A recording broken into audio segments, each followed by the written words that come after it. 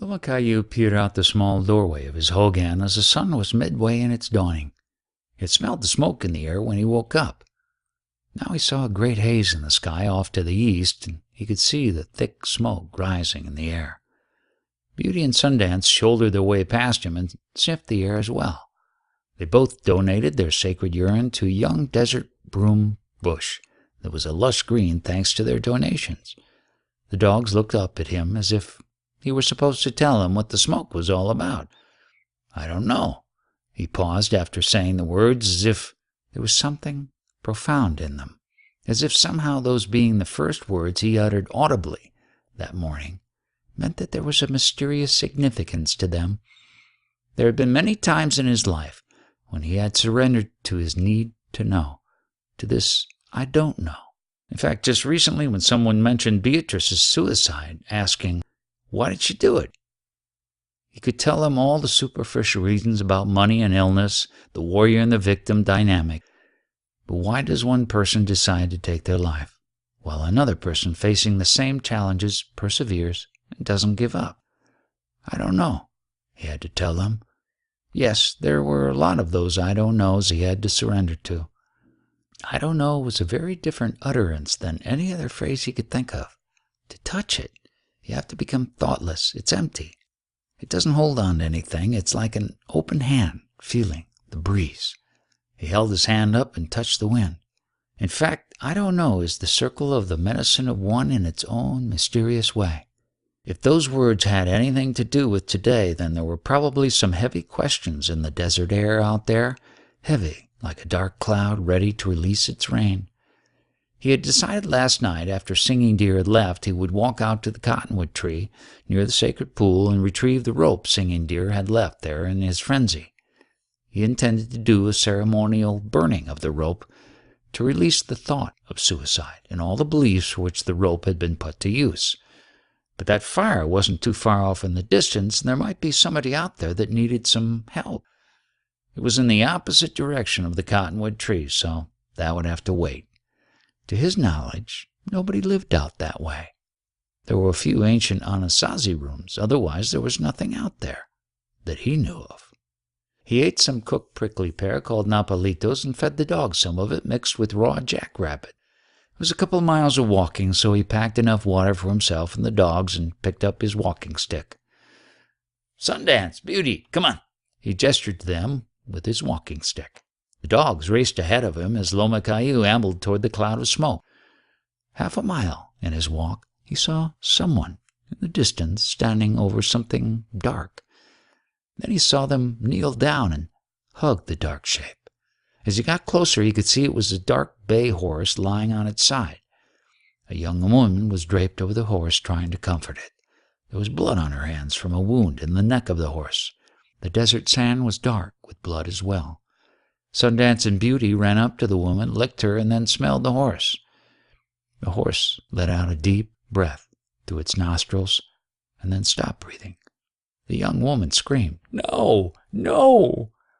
Loma Caillou stood behind her humbly in the sadness of the moment. "I'm sorry," he said softly, and waited for her to stop crying.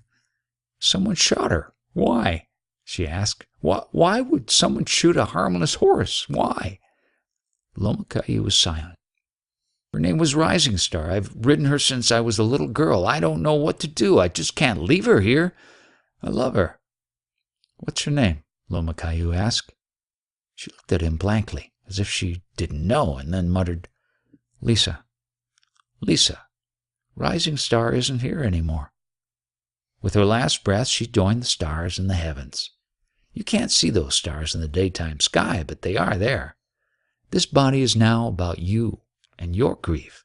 It's not about Rising Star anymore. I want to know who killed her and why. They're going to pay. I'm going to hurt them in the same way they have hurt me. Why would someone kill her? Why?" Loma Caillou hesitated. "I don't know," he muttered, not wanting to say the words as he remembered the ominous feeling at home earlier. "You should go home, Lisa, and be with your family or friends. I'm sure they will help you honor Rising Star's body. There's nothing we can do here now. I'm not leaving her." He knew exactly how she felt, so he didn't push her to leave. "Do you have some water?" Lomacayo asked. "Yes." Lisa showed him a bottle of water. "Okay, I'm headed that way right now." He pointed toward the smoke. "I'll be back by here later this afternoon. But it would be best that if you don't stay here too long, go get some help if you need to move the body. As you can see, I'm not much of use in that department." He glanced at the horse. How old was she? 27. That's pretty old for that size of horse. At least she didn't suffer. How do you know? You weren't here. Lomacayo didn't reply. He just looked on compassionately. Why? Why did this happen? Why? Lisa shouted. Lomacayo wasn't going to say those words again. I don't know. Once was enough. I'll be back. Please, don't stay out here too long. He continued his walk toward the column of smoke. Sundance and Beauty were still sniffing at Rising Star's body. They had both licked some of the blood and gotten sand in their mouths. They shook their whole bodies to clear the sand. Lomacayo gestured at them to come. The smell of smoke was much stronger now. He could see yellow reflected in the clouds above the fire. At least he thought he did. Sometimes the monsoon clouds caught the light in a certain way, creating a sundog, a little patch of rainbow. The closer he looked at the cloud, a sundog seemed more likely. Somehow that felt better, as if with the fire and the death, the day would still finish well. Sundance and Beauty bolted toward the fire while he was pondering the cloud. He yelled for them to come back, but they ignored him. He had to walk 15 more minutes before he caught up with them. He found them sniffing at a dead coyote. From the smell, it must have been lying here for several days. Beauty was just getting ready to roll her body on the dead carcass and cover herself with the scent. "No!" he shouted at her as he ran up and chased her away. She shied off to the side, still wanting to get close to the dead coyote. Phew! Lomacayo held his nose. There was only one thing worse than the smell of skunk, and that was the smell of a dead body laying in the summer heat, bloating from putrefaction. The coyote looked as if it had been in a fight. Lomacayo could see some small puncture wounds around its neck and a deep gash on its shoulder. He looked for tracks around the body and could see there was a lot of disturbance in the sand. It was hard to make out exactly what kind of animal had made the other set of tracks. Death seemed to be the theme for today. He looked at Sundance and Beauty as that thought passed through him. He had a lot of wolf dog friends in his life. They were gone now, just like Rising Star. Suddenly he heard someone shouting in the distance. A great beast of a man was running toward him, bulging stomach, leading by half a foot. The sweat was pouring off him as if he had just jumped in a pool of water. "Help me, please, help me, help me. My wife is trapped in the cellar of our home and it's burning." Beauty started barking aggressively. Sundance was everybody's friend and approached, always hoping for a treat. Once Lomacayo demonstrated by walking up to the man there was no threat, they began licking the sweat off his hands as he stood there, panting heavily. "I saw the smoke, that's why I'm here. Let's go." And Lomacayo took on a new form. Touching his index fingers to his middle fingers, he sprang into a gentle run, as if floating across the desert. The dogs fell in by his side, adding their power of motion to his. "Don't try to keep up with me." He turned back and yelled over his shoulder to the big man, "You'll kill yourself in this heat." "What about you?" the big man yelled back. "You must be 3 times my age." Lomacayo was long gone. "What do I do?" the big man yelled. "What do I do?" "I don't know what to do." He began following, walking as fast as he could. 107-year-old Lomacayo floated across the desert like a roadrunner, half running and half flying. That was the animal he was invoking as he ran. He knew the Apache used to tie roadrunner feathers to their moccasins to help them run fast in battle. The feather invoked the power of the mind over matter. So it was true. The mind has great power to manifest, but he knew the secret was to let it be done through him, not by him. He wasn't producing the power from within himself. He was anchoring himself in the power that permeated the desert, and he ran like a young man. He smiled. It felt good. He ran for almost a half a mile in that way until he could see a shack completely consumed by fire, flames licking the air. He looked for any sign of water, but there wasn't any. He could hear muffled screaming as if coming from under the ground. What the heck? He was standing 20 feet away from the burning shack, but it felt like the screaming and coughing were coming from right underneath his feet. He looked at the shack and he looked at the ground. It didn't make sense. But he yelled at the dogs to come to him as he started digging in the sand with his hands. The dogs ran over and joined him in his frenzied digging.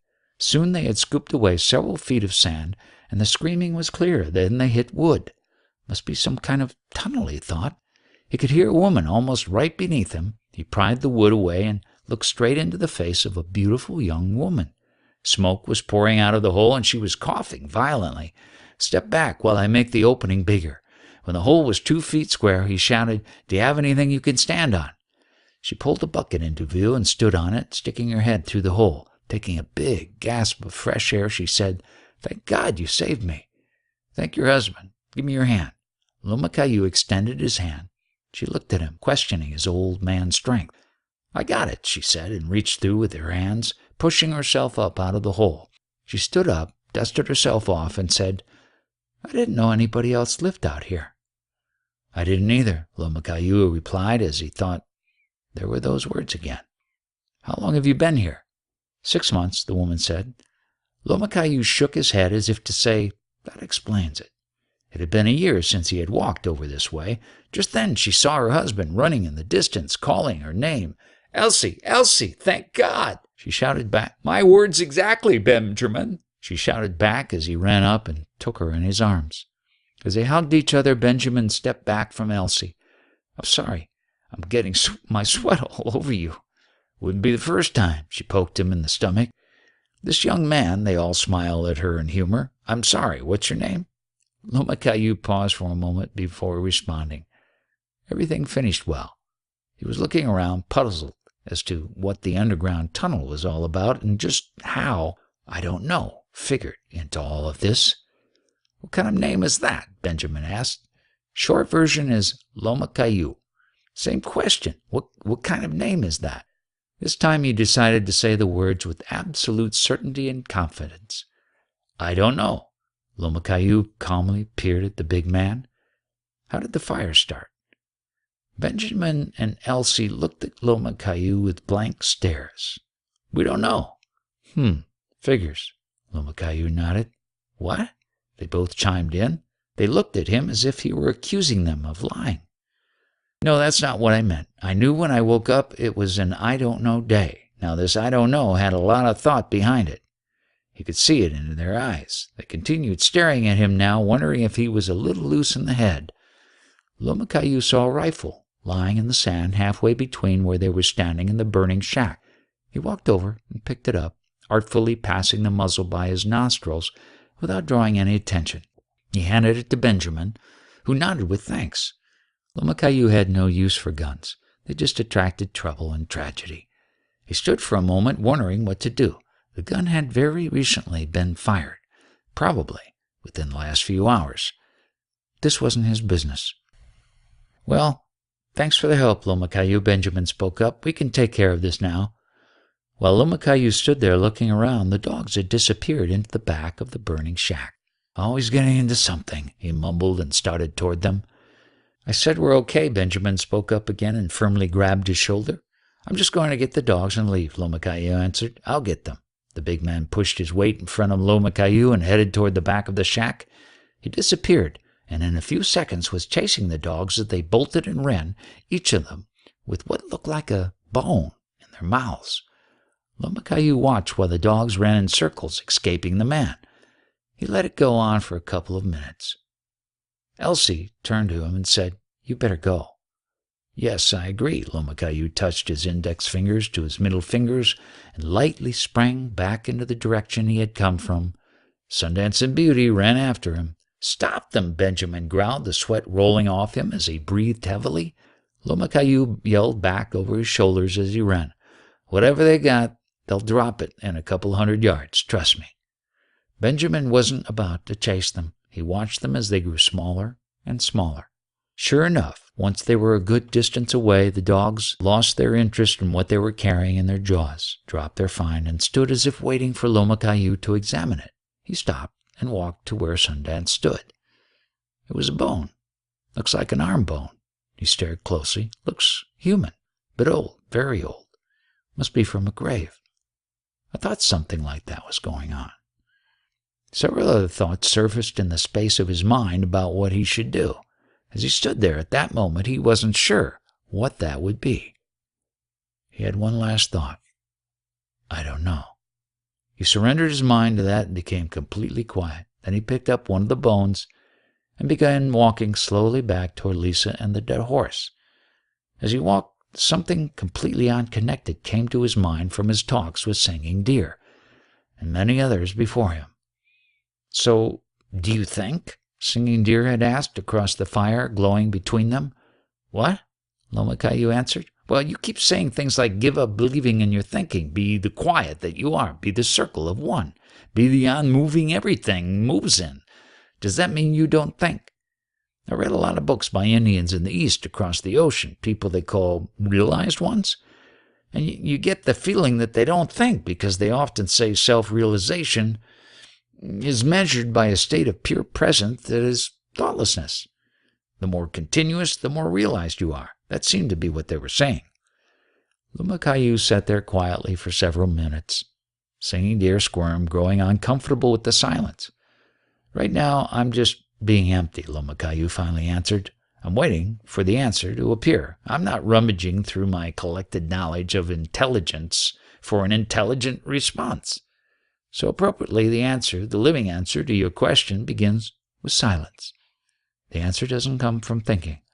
It comes from sitting in I don't know stillness. I could have brought forth any number of intelligent answers so you could see me as wise and all-knowing. That's what thinking in much conversation is, an attempt to demonstrate, to exhibit, to show, and to energize our sense of value from our storehouse of knowledge. The reason you have been squirming is we have shared an intimate moment of I don't know. And if you are not used to that quiet, it can feel as if you're exposed. But it's actually the perfect place to let the answer come forth. Loma Caillou continued, Remember, I am not this or that. My I am is just here. When I say here, I am using the word in its deepest sense. I don't mean here as opposed to over there. He pointed toward where Sundance and Beauty were sleeping. Here is the presence of I am. Be here now. You can't put it any more simply than that. It's you as the circle, a here-ness in which thoughts move. It has nothing to do with realized or enlightened. Remember, just be nobody, a simple presence. So my first answer is no, I am not realized or enlightened or unrealized or unenlightened. And my second answer is yes, I have thoughts. Beyond that, I don't know. I can't answer your question for anyone but myself because realization, enlightenment, whatever the descriptions, aren't part of the medicine of one. The medicine of one is the path of being here now as much as possible every minute, hour, day, month, year, decade. Loma Caillou smiled. And century. That here is naturally peaceful and compassionate to all that moves within it, including your thinking. Some of the people you mentioned from the East, Ramana Maharshi comes to mind, can be seen in many photos writing, reading, a book in their hands or the newspaper. Some part of him was engaged in writing down what comes in the mind. Some part of him was reading that book, which was someone else's thoughts about something. I think it's safe to say that these people you are talking about had minds and thought. They were not thoughts of self-defense, protection, worry, the past, or the future. And if they were anchored in the ever-present here. The thoughts didn't take them into an exclusive world of thinking. When they sat quietly with those who followed them, they were a radiant, quiet presence that would infect their followers with the highest teaching, the quiet.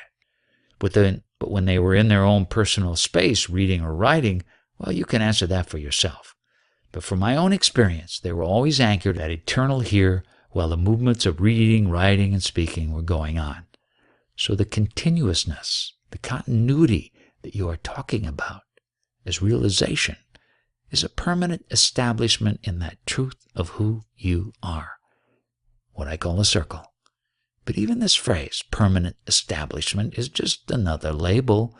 I walk the path, that's all. That means I know what the true action of self-love is as an action, not a thought. That action clears the way, moment by moment, so that I may live at the center of the circle of who I am, which is my gift to the world. And at 100 years old, yes, I dwell in my here-ness pretty consistently, which means I don't get involved in my thinking if it wants to move away from this here. A long time ago, when it became clear what the path was I wanted to walk, I just committed myself to it for life. But it is a commitment to the you that is the thoughtless compassion, even to your thinking. Loma Caillou walked as this memory visited him. These kinds of thoughts were usually born from the flow to bring something to the moment he was in. Right now, that meant he wasn't going to spend a lot of time thinking about what those people out there were doing. Things would take care of themselves at the right moment. It also meant he wasn't going to think about what to say and do with Lisa when he came upon her again. I don't know, he muttered to himself, as he once again sprang into a run with his index fingers lightly touching his thumbs. Sundance and Beauty raced ahead of him.